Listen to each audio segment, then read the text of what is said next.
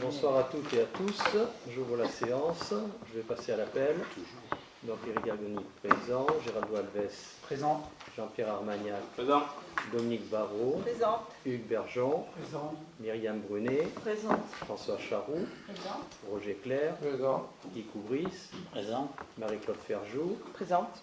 Donc Emmanuel Fiche a donné procuration à Nicolas Poineau. Tout à fait.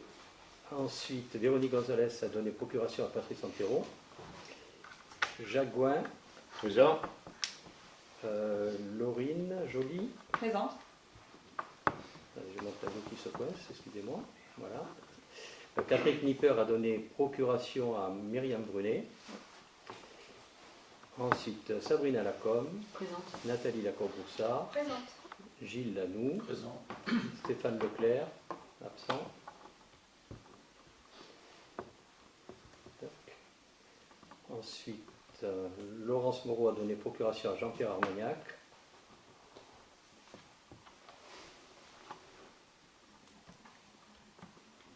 Ensuite, Jean-Éric Morès, Présent.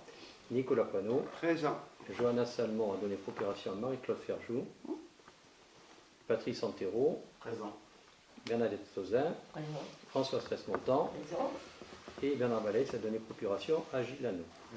Le quorum est atteint. J'enregistre. Vous avez bien reçu la note de synthèse. Très bien. Désignation de secrétaire séance, Jacques est Oui. volontaire. Si tu veux. Je vous remercie. Adoption du PV de la séance du 16 septembre. Est-ce qu'il y a des remarques? Pas de remarques. Donc je passe au vote. Est-ce qu'il y a des votes contre? Est-ce qu'il y a des abstentions? Non. Je vous remercie. Je vais passer donc aux deux informations. Pour le rapport annuel, les rapports annuels sur le prix et la qualité des services publics eau et assainissement.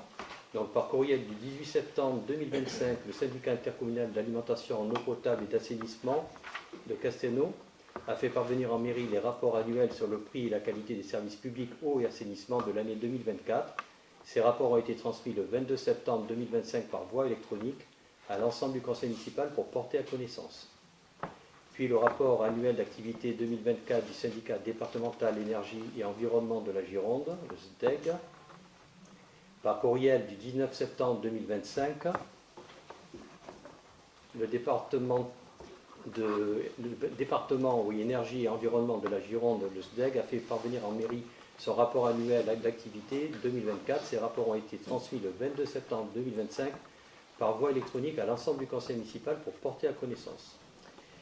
Concernant les décisions, nous avons la numéro 18 pour la cession de l'ancien véhicule du centre d'animation culturelle, pour tous ceux qui se rappellent de l'ancien trafic qui a duré pas mal d'années.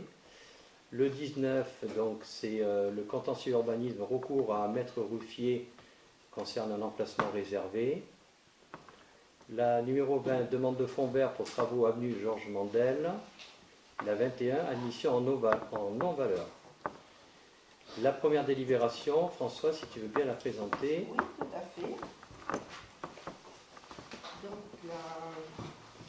cette délibération 11044 concerne la décision modificative numéro 2 au budget. Donc, je vous rappelle que la décision modificative numéro 2 du budget principal permet de réajuster, augmenter ou diminuer certains chapitres budgétaires. Le total de la décision modificative numéro 2 est de moins 47 000 € pour la section de fonctionnement, équilibrée en dépenses et en recettes. Et le total de la section s'élève désormais à 5 998 006 €. Le total de la décision modificative numéro 2 est de moins 48 000 € pour la section d'investissement, équilibrée en dépenses et en recettes, et le total est désormais de 3 065 573 €. Vu l'avis favorable de la commission des finances du 12 novembre 2025, donc en détail, section de fonctionnement, on vient d'entendre que c'était moins 47 000 € en dépenses et en recettes. On trouvera moins 47 000 € au chapitre 74, les dotations et participations.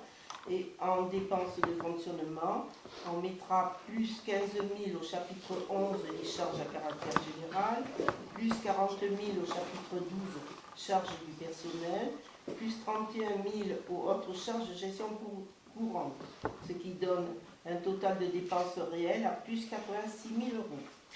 Au chapitre 23, virement à la section d'investissement, on enlèvera moins 148 000 euros, plus 15 000 euros pour les opérations d'ordre et de transfert entre sections, ce qui donne donc un total de dépenses d'ordre de moins 133 000 et pour un total donc de cette DM en fonctionnement de moins 47 000 euros. En détail, les dépenses d'investissement, on retrouve en investissement au chapitre 13 les subventions pour 145 000 euros en plus. Au chapitre 10, les dotations, moins 60 000, ce qui donne un total des recettes réelles à plus 85 000. Au chapitre 21, le virement, moins 148 000. Au chapitre 40, les opérations d'ordre, plus 15 000, ce qui donne un total de recettes d'ordre à moins 133 000, pour un total du chapitre de la section d'investissement à moins 48 000. En dépenses d'investissement, en opération 19 qui sont les acquisitions foncières, on retrouvera moins 3 000. Aux aménagements bâtiments, l'opération 201, plus 23 000. Pour l'opération 202, aménagement voirie et réseau, plus 20 000. Opération 21, l'informatique, on mettra plus 2 000. Et l'opération 23, le matériel et équipement, plus 10 623,66. Ce qui donne donc, et le hameau des familles, l'opération 250, moins 100 623,66. Ce qui donne un sous-total de dépenses d'équipement à moins 48 000, pour un total de dépenses d'investissement à moins 48 000.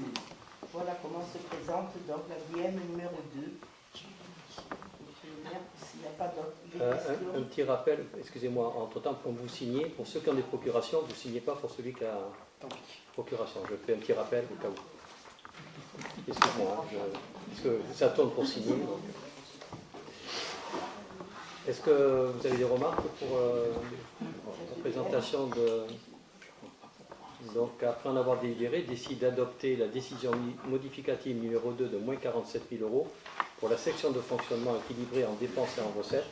Le total de la section désormais est à 5 998 006 euros et d'adopter la décision modificative numéro 2 de moins 48 000 euros pour la section d'investissement équilibrée en dépenses et en recettes. Le total de la section s'élève désormais à 3 565 573 euros. Je passe donc au vote. Est-ce qu'il y a des votes contre? Est-ce qu'il y a des abstentions?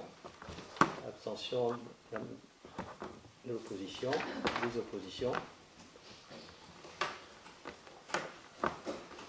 Pas d'abstention.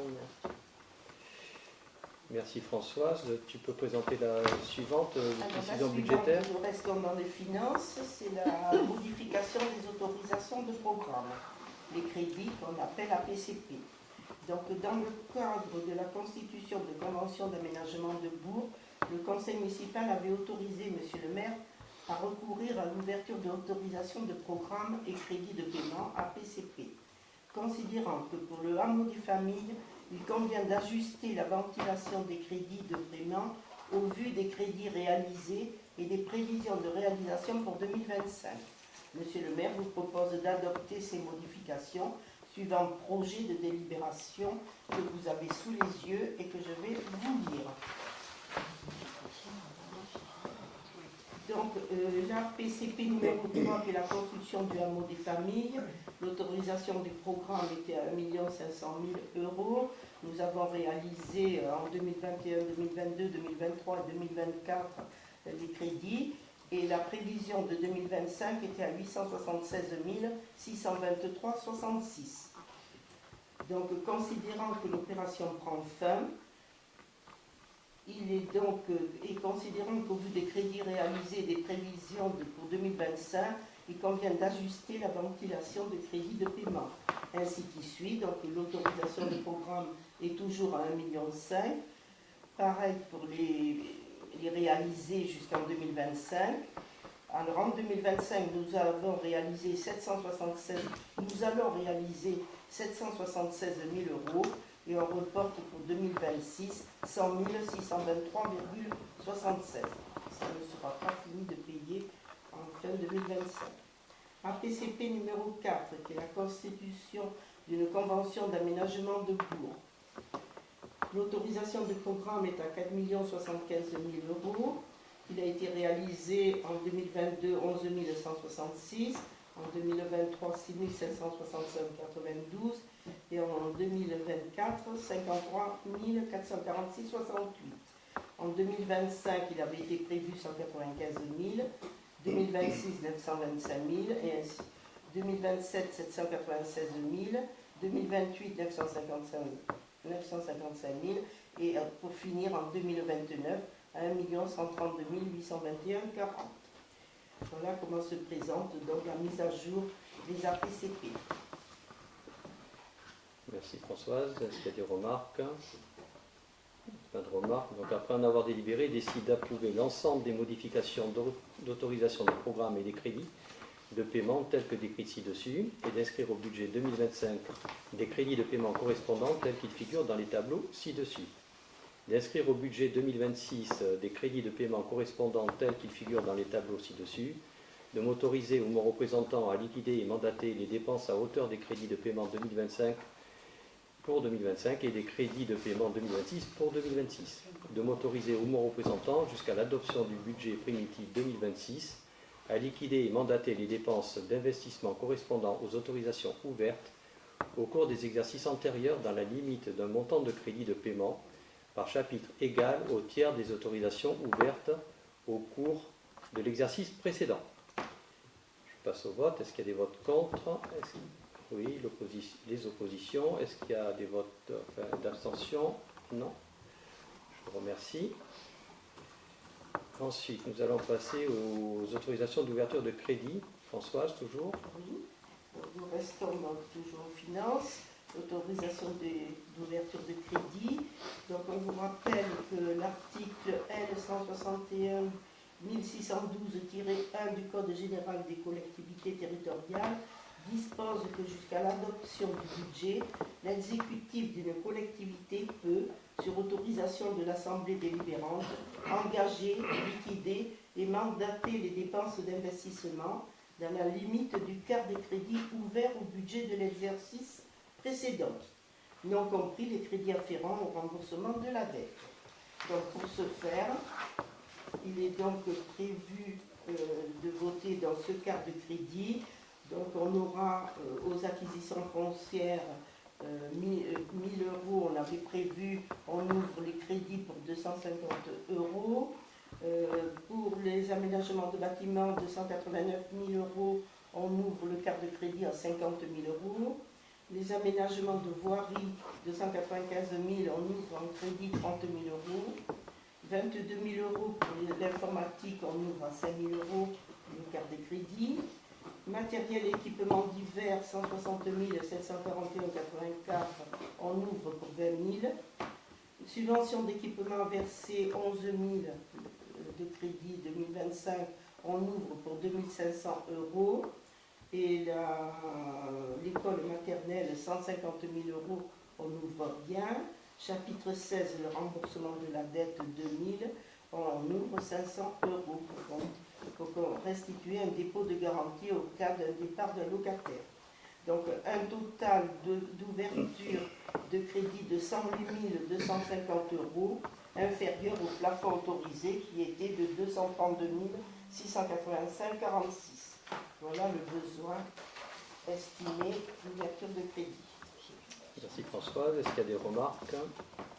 Pas de remarques. Donc le conseil municipal, après en avoir délibéré, décide de m'autoriser à engager, liquider et mandater les dépenses d'investissement du budget principal avant le vote du budget primitif 2026 dans la limite du quart des crédits ouverts en 2025, soit à hauteur maximum de 108 250 euros répartis comme vous l'avez sur le tableau, ce que Françoise vient de dire, et d'acter le principe que le niveau de vote d'ouverture des crédits d'investissement pour 2026 soit conforme à celui du budget primitif, à savoir le vote de l'opération. Je passe donc au vote. Est-ce qu'il y a des votes contre? Est-ce qu'il y a des abstentions? Des oppositions pour l'abstention. Je vous remercie. Donc ensuite, on passe au non-valeur, c'est ça? Oui, c'est ça. Donc, c'est la délibération 11.047. Donc, le comptable public sollicite l'adoption d'une délibération constatant les créances en non-valeur au regard d'une liste qu'il a établie, dont une supérieure à 100 € correspondant à un titre de recette émis en 2023 concernant un loyer pour la mise à disposition d'une salle communale pour un montant de 192,83.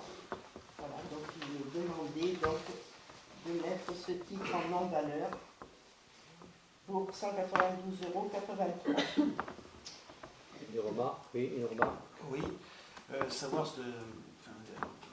l'entité qui n'a pas payé le loyer, c'était une entreprise privée, c'était une association, c'était quoi?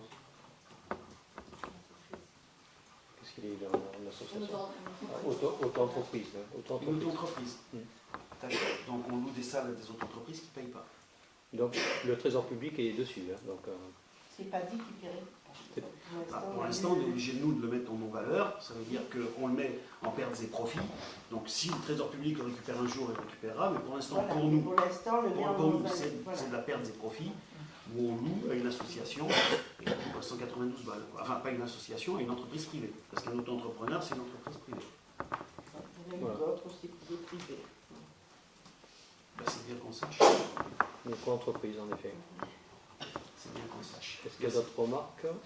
Non. Donc après en avoir entendu Françoise et après en avoir délibéré, décide d'admettre en créance en non-valeur la somme de 192,83 €. Un mandat sera émis à l'article 6541 de préciser que les crédits sont inscrits au budget. Est-ce qu'il y a des votes contre? Est-ce qu'il y a des abstentions? Non. Je vous remercie. Françoise, toujours à toi pour la 48. La dernière des finances. Donc c'est une régularisation d'amortissement d'immobilisation. Donc on vous propose donc de régulariser les amortissements des années sur l'exercice antérieur pour un montant de 256 354,14 €.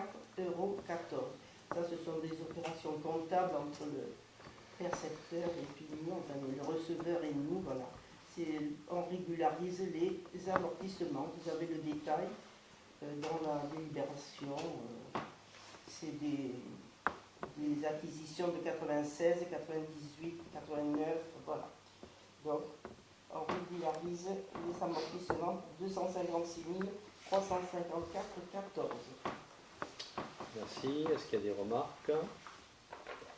Donc après avoir entendu Françoise et après en avoir délibéré, décide d'autoriser le comptable public à effectuer des mouvements sur le compte 1068 afin de corriger l'amortissement des immobilisations listées par le mécanisme de la correction d'erreurs. De préciser que l'information relative à ces opérations comptables d'ordre non budgétaire sera donnée dans l'annexe au compte de résultats et au bilan 2025. Je passe au vote. Est-ce qu'il y a des votes contre? Est-ce qu'il y a des abstentions? Non. Je vous remercie. Gilles, s'il te plaît, pour présenter la 49. Oui, alors, finances locales, subventions attribuées aux associations, signature de la convention concernant la structure Castelnaudès pour les arts SCAPA.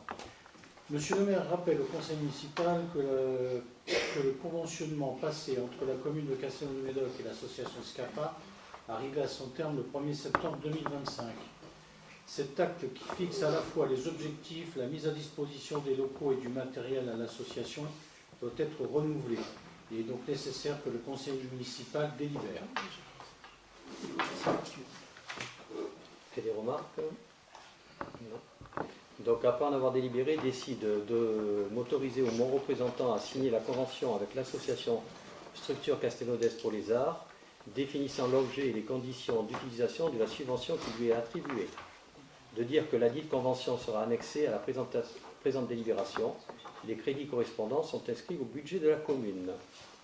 Je passe au vote. Est-ce qu'il y a des votes contre? Est-ce qu'il y a des abstentions? Non. Je vous remercie. Merci Gilles. Ensuite, la numéro 50, validation de l'étude de faisabilité du programme prévisionnel. Donc, enveloppe prévisionnelle. Là, je vais lire la délibération pour que ce soit plus explicite. Donc, je rappelle au Conseil municipal la délibération DEL 2025-06-033 en date du 17 juin 2025 qui a validé le programme prévisionnel concernant le projet de relocalisation de l'école La Charmille, la maternelle. Au cours de l'été, des ajustements de l'étude de faisabilité ont conduit à une évolution de la réflexion concernant notamment l'hypothèse d'extension de l'école Thomas Pesquet de 2 classes.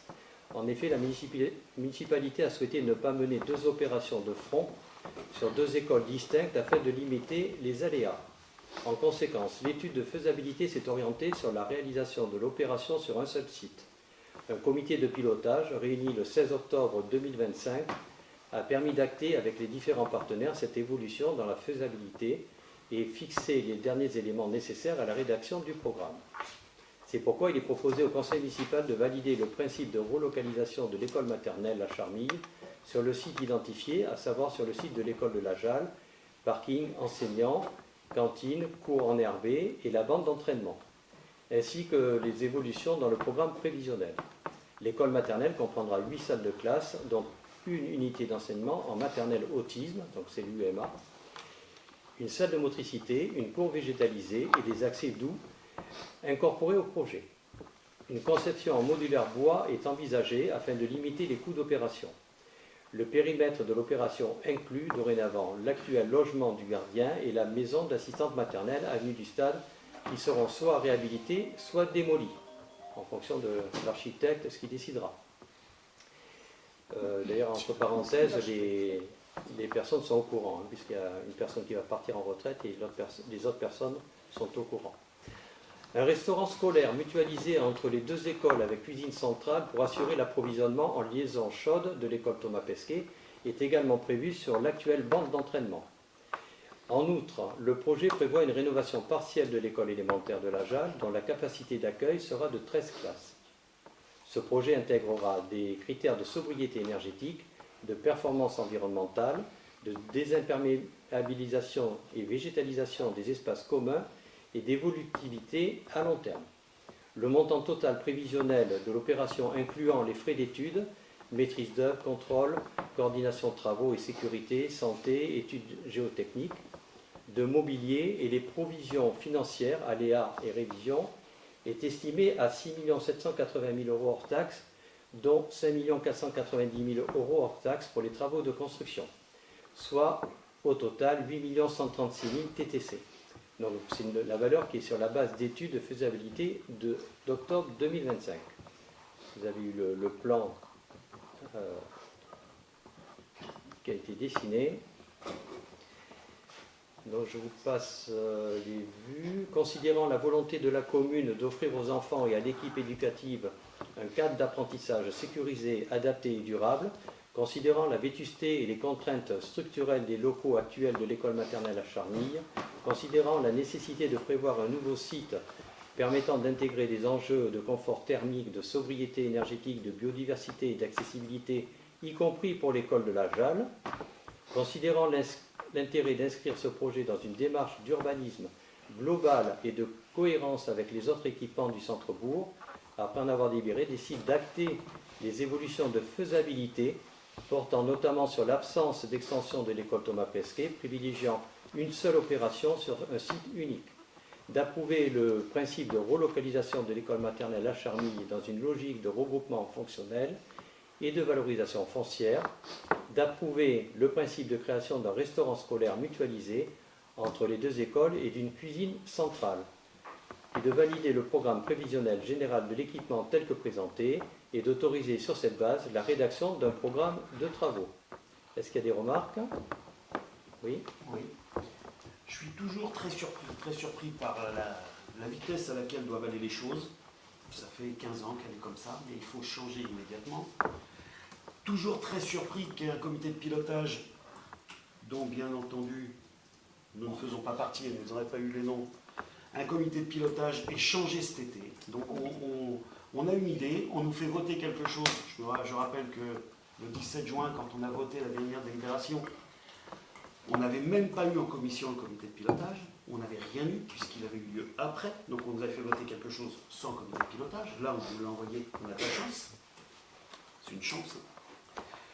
Mais il faut aller vite, alors qu'on est tous d'accord qu'il va falloir restructurer les écoles, qu'il va falloir repenser quelque chose pour les écoles, pour l'amélioration des enfants, pour l'amélioration de l'apprentissage, pour toutes ces améliorations.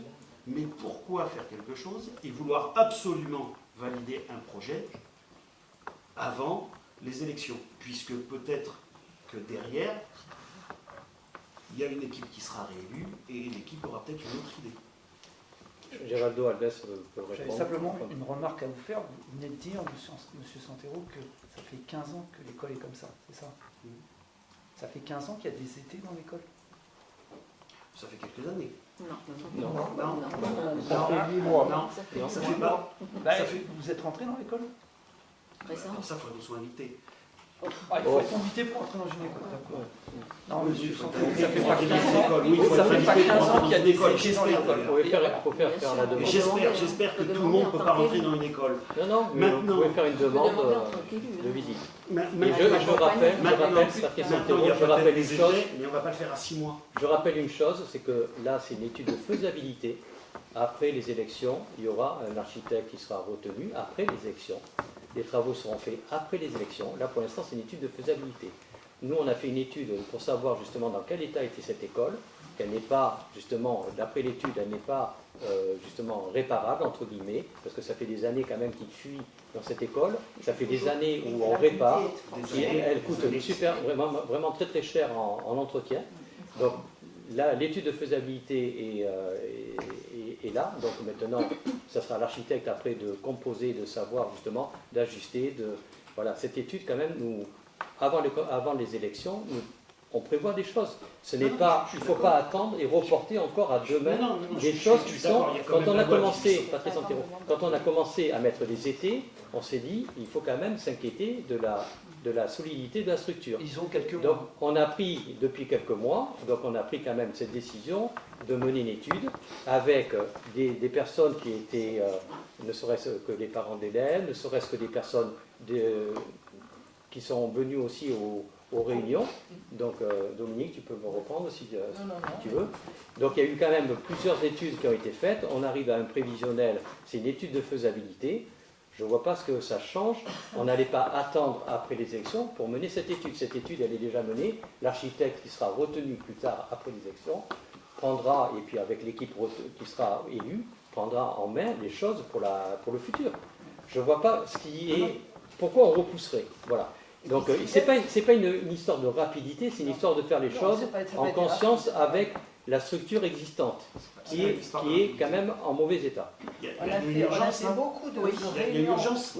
D'accord. Il y a une urgence, il y a un arrêté de péril qui a été décidé. Vous mettez des enfants dans une école où il y aurait une urgence. Il y a une étude, il y a une étude qui a été menée. Ils nous ont demandé de sécuriser l'école. C'est ce qu'on a fait. Sécuriser, oui, mais il n'y a pas d'arrêté de péril. Non, mais on a étudié. Alors heureusement. Alors ne dites pas que c'est à 3 mois près. Non, Mais ça fait pas 15 ans que c'est comme ça. Si, les réunions. Vous savez quoi? Ça me rappelle exactement les débats qu'on avait sur l'ancien centre technique municipal. Il n'y avait pas d'urgence non plus. C'était avec l'opposition de l'époque, c'était pas exactement les mêmes personnes, mais c'est pareil, ça revient au même. C'est-à-dire qu'il n'y avait pas d'urgence à déménager des collègues des services techniques vers le nouveau centre de technique municipal. C'est vrai qu'il était super. Pour ce programme-là, j'avais voté pour. Donc, c'est pas la Parce peine que d'en parler. vous n'étiez pas du même côté. C'est pas la peine d'en Vous parler. n'étiez Là, pas j'ai du posé même une côté, question. monsieur Santero. J'ai posé une question. On a eu les mêmes débats. Les métaphores ne sont pas toujours bonnes.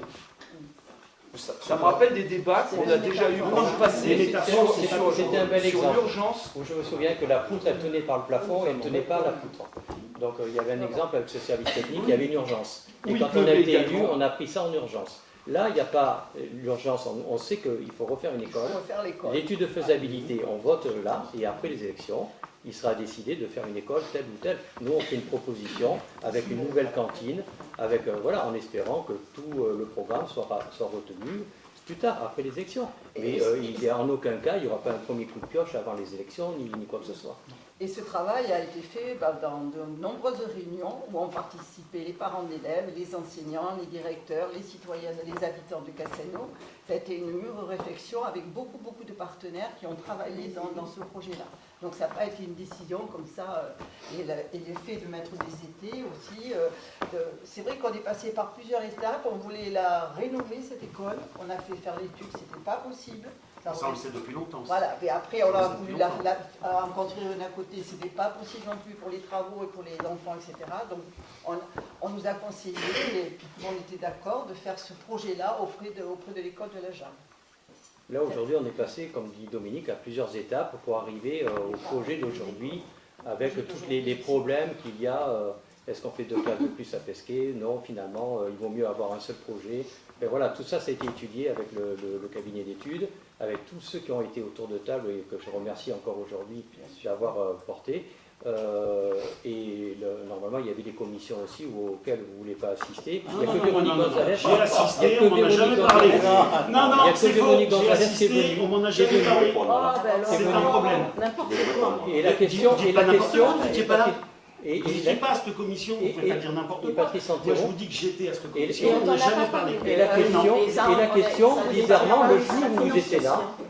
étiez là, vous pouvez poser la question. Vous savez qu'en commission, on est là pour débattre, pour justement apporter. là aussi. Oui, mais en commission, elle est faite pour ça.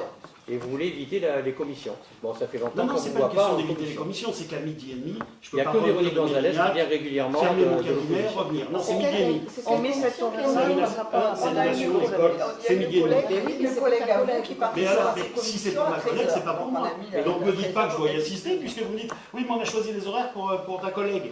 Mais C'est oui, pas mais pour moi. oui, Moi, c'est je ne vrai, peux pas, oui, et c'est moi, vrai. je ne peux pas participer. Mais comment faire? Ah, je ne suis pas traité, moi. Commission des finances, C'est compliqué si vous ne pouvez pas être disponible régulièrement sur des sujets qui sont importants.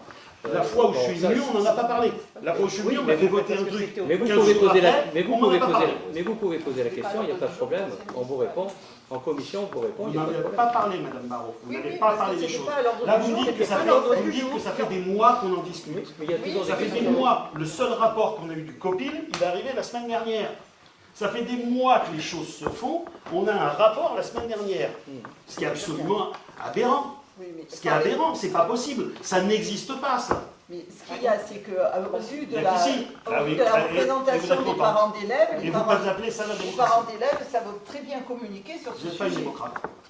Oh, arrête. Ouais. Là, c'est pas Ah vrai non, de dire non, ça. non, dire, oh bah, tant pis. Non, C'est Non, pas la non, démocratie. La arrête. ça, démocratie, ce c'est n'est pas tout le monde est au courant acceptable. des choses. D'accord, C'est tout le monde comme, doit c'est pouvoir comme sur les s'exprimer, comptes pas dire rendus, des vos bêtises. propos, vous les gardez.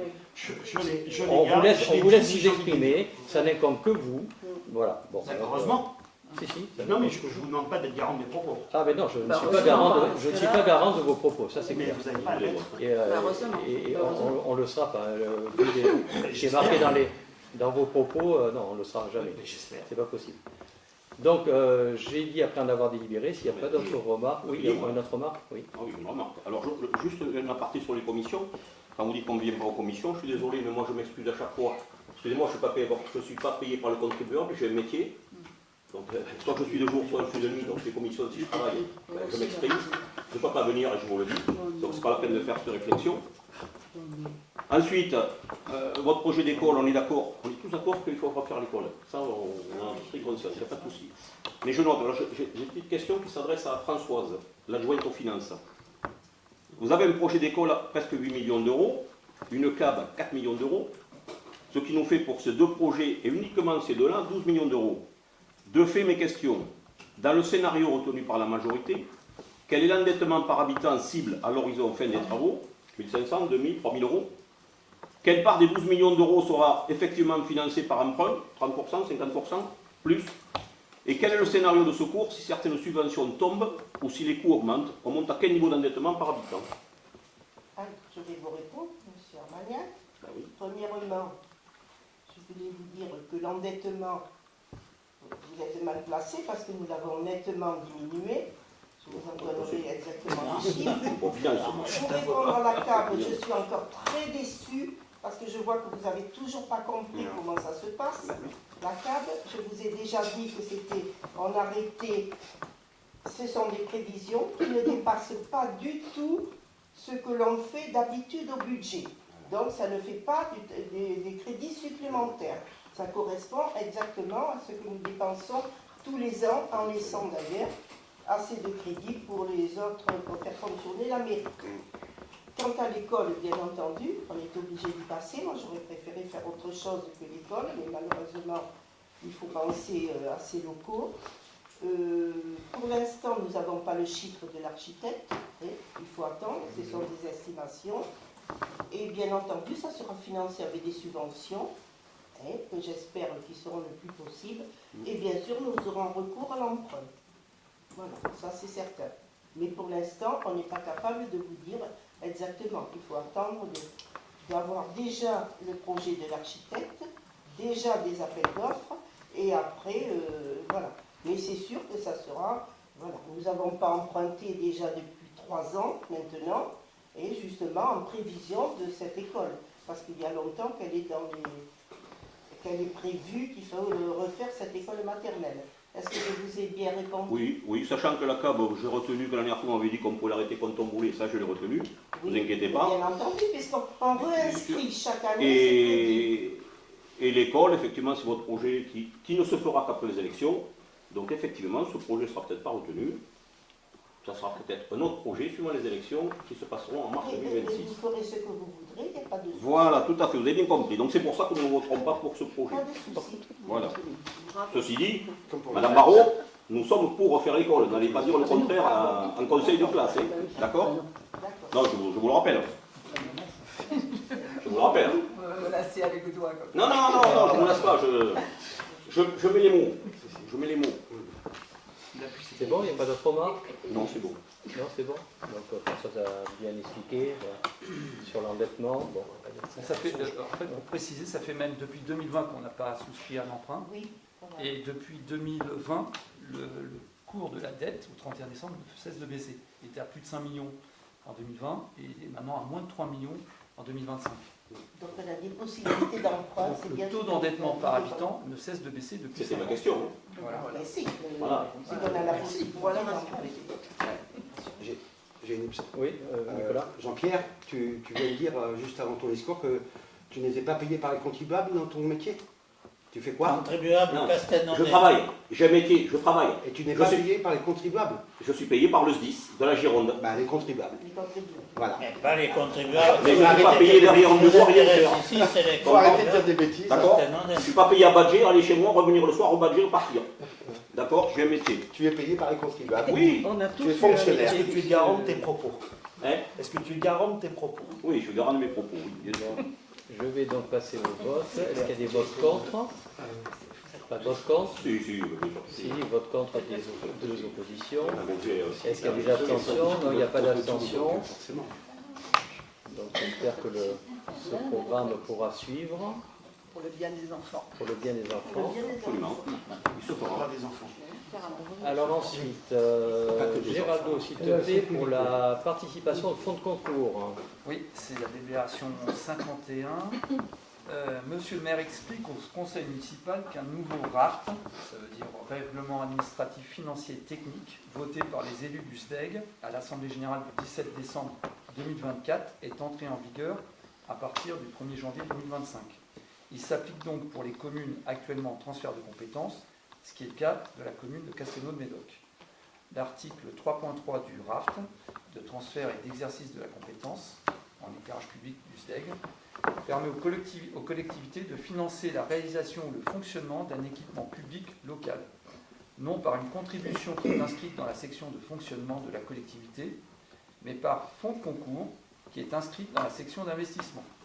Cette possibilité offerte par le SDEG concerne tous les travaux dont le montant est strictement supérieur à 4 000 € hors taxes et sous réserve des disponibilités budgétaires du SDEG consacrées au fonds de concours. En l'espèce, l'opération consiste en la réalisation d'un éclairage E6 du terrain de football de la plaine des sports de Canterane pour un montant total hors taxe de 103 372,05 €. Le montant total des fonds de concours ne peut excéder les 3/4 du coût hors taxe de l'opération concernée et sera imputé à la section d'investissement de la commune.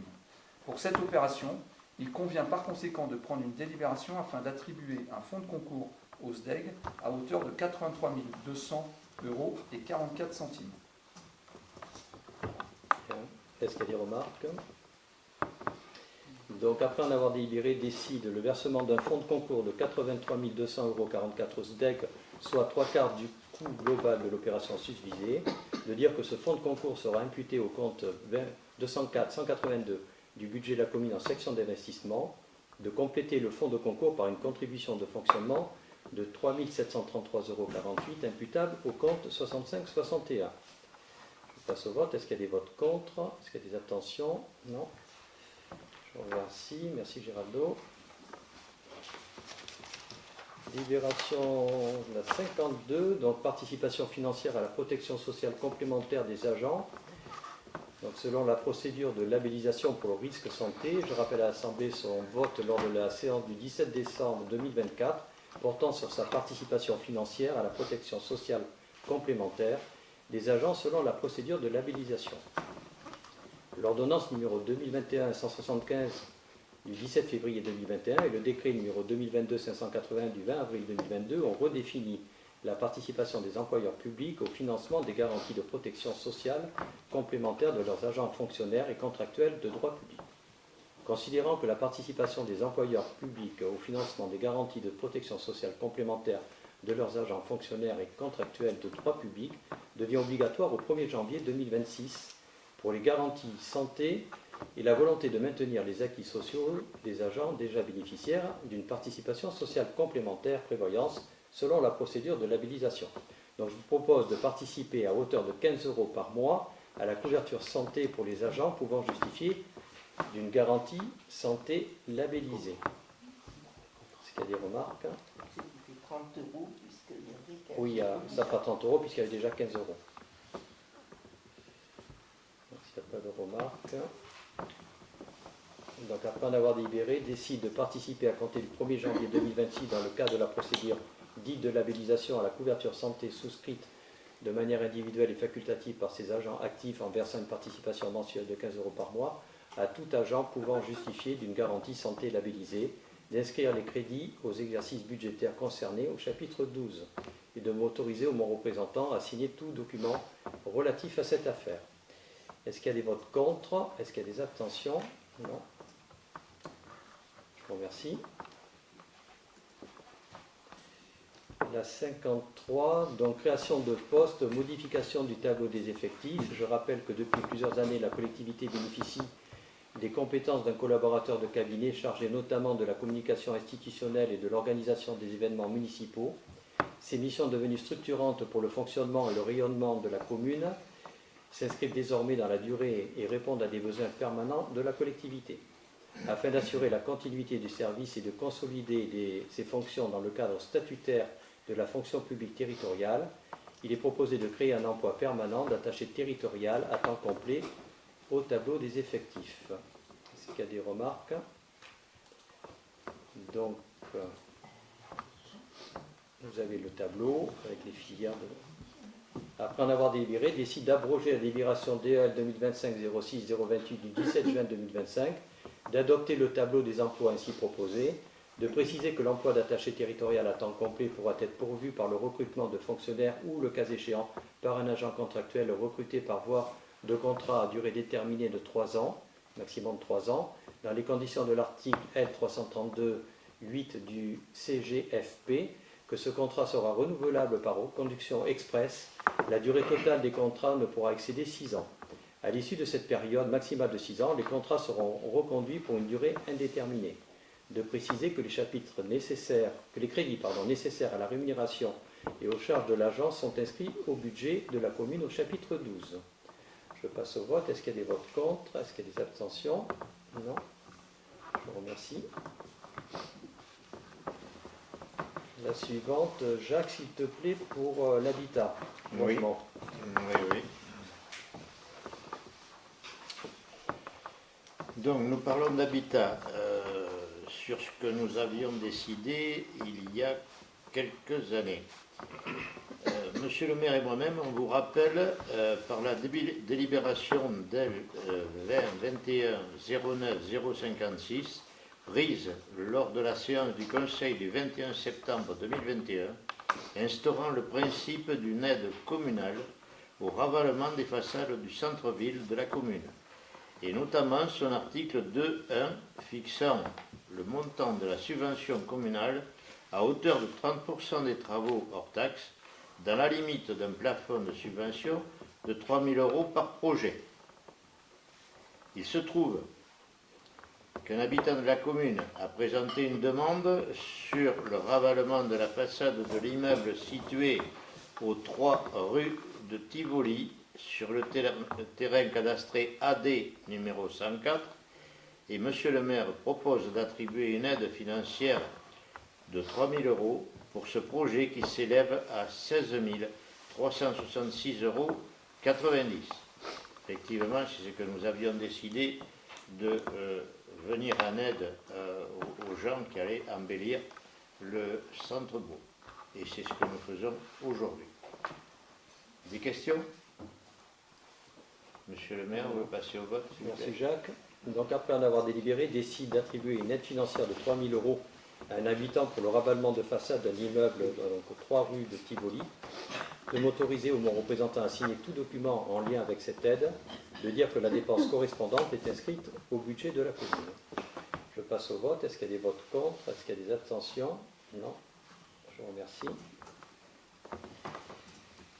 La 55, donc avis du comité social territorial sur le rapport social unique, le RSU 2024. Institué par la loi du 6 août 2019 de transformation de la fonction publique, le rapport social unique RSU se substitue alors au bilan social. Il doit désormais être élaboré chaque année et rassemble des indicateurs relatifs à la gestion des ressources humaines.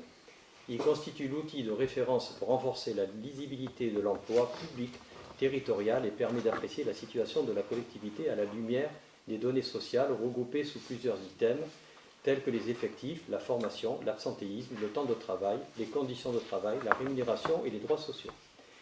J'informe l'Assemblée que lors de sa présentation en comité social territorial, le RSU a recueilli 3 avis favorables et n'a pas fait l'objet de débat. Je vous propose de prendre acte de celui-ci. Est-ce qu'il y a des remarques? Moi, je suis, enfin, vous allez me répondre, hein. Je suis juste surpris que depuis le 31/12/2023, on ait embauché 18 agents. Et combien sont partis? Un seul? Là, c'est marqué. C'est marqué. En 2024, 8 arrivées et un départ, et là, la délibération qu'on a votée, on passe de 57, on passe à 68. Donc 11 et 7, 18. 18 agents recrutés. Alors, il faut prendre les données du RSU, du tableau des effectifs. Il y a des postes qui ne sont pas forcément, qui sont mis à jour régulièrement, mais qui ne sont pas forcément pourvus par un agent derrière, en fait. Et l'augmentation significative, ça a été l'année dernière, quand on a recruté les 8 animateurs de la pause méridienne, quand la SPL a arrêté en fait la délégation de service public, et du coup on les a intégrés dans les effectifs, et effectivement ça a été un... Oui, ça fait une montée, oui, Mais je pourrais vous de faire temps partiel. un tableau plus précis si vous voulez. Juste, il va falloir peut-être. Merci de la réponse, Laurent. Ouais, il y a beaucoup de temps partiel. Oui. Ah, il faudrait faire ça en équivalent temps plein. Pas d'autres remarques? Donc après en avoir délibéré, décide de prendre acte de la présentation du RSU 2024 de la commune. Je passe quand même au vote. Est-ce qu'il y a des votes contre? Est-ce qu'il y a des abstentions? Non. Je vous remercie. Ensuite, mise à disposition gracieuse de salle communale du 1er octobre 2025 et au 22 mars 2026 pour l'organisation des réunions politiques en vue des élections municipales des 15 et 22 mars. Donc j'explique au conseil municipal que le règlement intérieur du conseil municipal ne prévoyant pas les modalités de mise à disposition de salles municipales en période préélectorale et électorale, il est nécessaire de délibérer afin de régir les modalités de ces mises à disposition pour l'organisation des réunions politiques en vue des élections municipales des 15 et 22 mars 2026. Est-ce qu'il y a des remarques? Non. Donc, après en avoir délibéré, décide pendant la période allant du 1er octobre 2025 au 22 mars 2026, tout candidat ou liste déclarée au titre des dispositions du code électoral pourront disposer gratuitement de la mise à disposition d'une salle municipale parmi les salles dont la liste figure dans l'annexe de la présente délibération. L'article 2, les mises à disposition de salles municipales ne pourront être accordées que si elles sont compatibles avec les nécessités liées à l'administration des propriétés communales, au fonctionnement des services ou au maintien de l'ordre public. Article 3. Les mises à disposition consenties se feront pour chaque salle communale dans le respect des modalités figurant dans l'annexe de la présente délibération. Je passe donc au vote, s'il n'y a pas de remarques. Est-ce qu'il y a des votes contre? Est-ce qu'il y a des abstentions? Non. Je vous remercie. Gilles, s'il te plaît, pour représenter au sein du conseil d'administration de l'URSCAPA. Oui, la délibération 0527, institution et vie politique, désignation de représentants autres, renouvellement d'un élu pour représenter la commune au sein du conseil d'administration de l'association structure Castelnaudès pour les arts. Monsieur le maire rappelle que lors du vote de la délibération DEL 2024-06-030 du 11 juin 2024, il avait été procédé au renouvellement d'un élu du conseil municipal appelé à siéger au CA de l'association SCAPA. Conformément à l'article 10, rubrique composition des statuts de la dite association, qui stipule que le membre élu au sein du conseil municipal est renouvelable tous les ans. Il convient de procéder au renouvellement de cet élu. Est-ce qu'il y a des remarques? Donc, puisque c'est, après en avoir délibéré, décide de reconduire dans ses fonctions Madame Marie-Claude Ferjou, qui ne prendra pas part au vote, de dire que ce représentant siégera au conseil d'administration de la SCAPA jusqu'à son renouvellement, qui interviendra lors de l'assemblée générale de l'association. Est-ce qu'il y a des votes contre? Est-ce qu'il y a des abstentions? Non. Marie-Claude ne prend pas part au vote. Je vous remercie. Merci Gilles.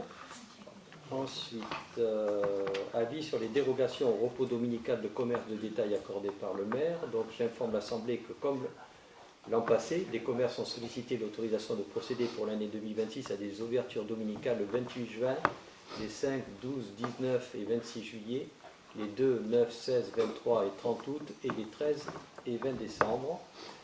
Donc, dans le respect de l'article L3132-26 du Code du travail, le conseil municipal doit formuler un avis sur ces propositions d'ouverture des commerces le dimanche.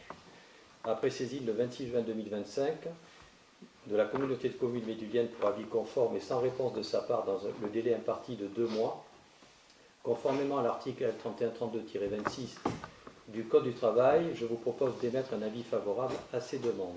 Est-ce qu'il y a des remarques? Non.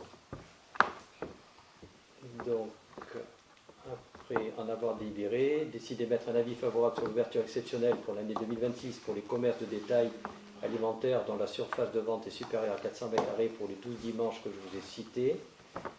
Est-ce qu'il y a des votes contre? Est-ce qu'il y a des abstentions?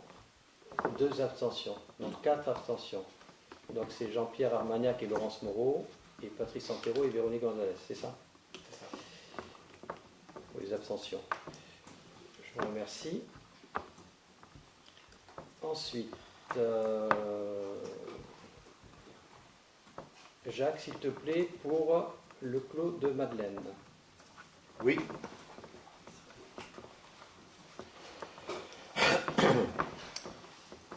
Donc, monsieur le maire et moi-même, vous informons que dans le cadre des attributions prévues à l'article L 21-21-29 du Code général de la collectivité territoriale, au terme duquel le conseil municipal règle par ses délibérations les affaires de la commune, il appartient à ce dernier de fixer la dénomination des voies lorsqu'elles sont communales. C'est une obligation.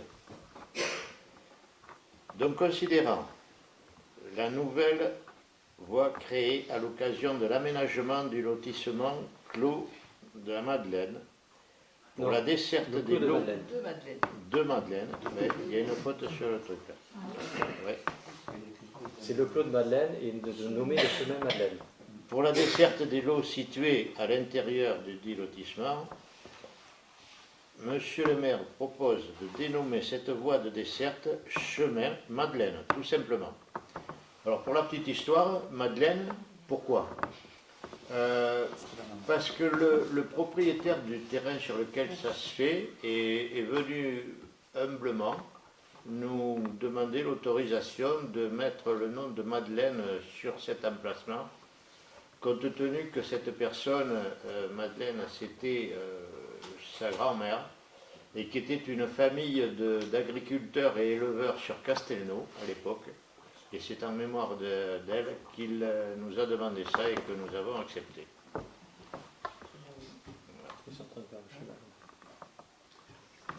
Est-ce qu'il y a des remarques? Non. Donc après en avoir délibéré, décide de dénommer chemin Madeleine la voie servant à la desserte des lots situés rue de Campé, constituant le lotissement le Clos de Madeleine. Voilà, j'ai dit dans le bon ordre. Est-ce qu'il y a des votes contre? Est-ce qu'il y a des abstentions? Non. Merci. Merci, il va être content. Dans les informations, donc, vous avez posé une question pour l'EPF et l'îlot Saint-Antoine. Donc, je vais vous lire parce que ça va être un petit peu long, parce que je donne tout le détail, le récapitulatif, donc autant l'avoir. Donc, vous demandez par rapport à l'EPF et l'état d'avancement de la convention et notamment les opérations réalisées, celles en cours, les perspectives, tout ça. Donc, l'ensemble des procédures foncières, réglementaires et techniques relatives à la requalification de l'îlot Saint-Antoine a progressé de manière continue depuis 2019, malgré des difficultés techniques, juridiques et administratives au regard de la réorganisation interne au sein de l'EPF, qui a fait prendre du retard au dossier. La DUP donc, est obtenue, l'expropriation est largement engagée, les financements sont en cours de mobilisation et la démolition est programmée pour le deuxième semestre 2026. La commune et l'EPF poursuivent la finalisation des dernières étapes administratives, notamment sur la parcelle AL 147. Ce travail rigoureux permet d'aborder la phase opérationnelle du projet dans des conditions sécurisées. Donc, premier point, contexte et rappel du dossier. L'îlot Saint-Antoine, situé entre les rues de l'Arceau et la rue du Général de Gaulle et la place Saint-Antoine, regroupe les parcelles cadastrales AL numéro 138 à 147. L'ensemble est constitué d'anciens chais et dépendances agricoles en pierre, en R+1 aussi, dont une partie est très dégradée, sans couverture et en état d'abandon. Certaines parcelles appartiennent déjà à la commune, qui a engagé depuis plusieurs années des démarches d'acquisition amiables. La requalification de cet îlot vise le retraitement de bâtis très dégradés, le développement d'une activité commerciale en rez-de-chaussée, la création de logements à l'étage et de stationnement en rez-de-chaussée, la revalorisation de la place Saint-Antoine.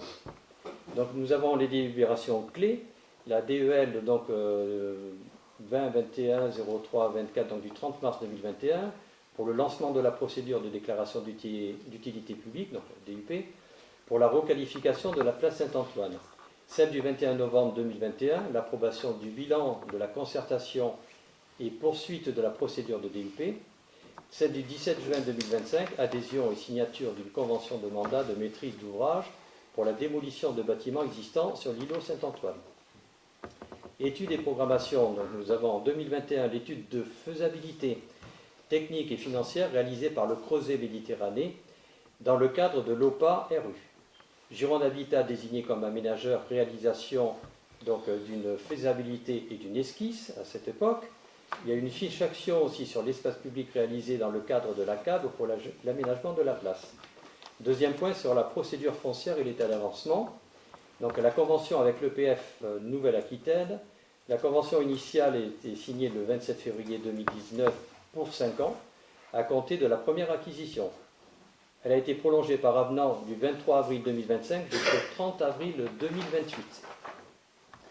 La procédure de déclaration d'utilité publique, avec une enquête publique initiale réalisée en avril 2023, l'arrêté de DUP obtenu le 1er septembre 2023 pour le projet de requalification, l'ordonnance d'expropriation en décembre 2023 sur l'ensemble des parcelles sauf la parcelle AL 147 pour un vice de forme nécessitant une reprise de la procédure. La notification des mémoires valant offre en juillet 2025. L'enquête publique complémentaire sur la parcelle AL 147 en novembre 2025.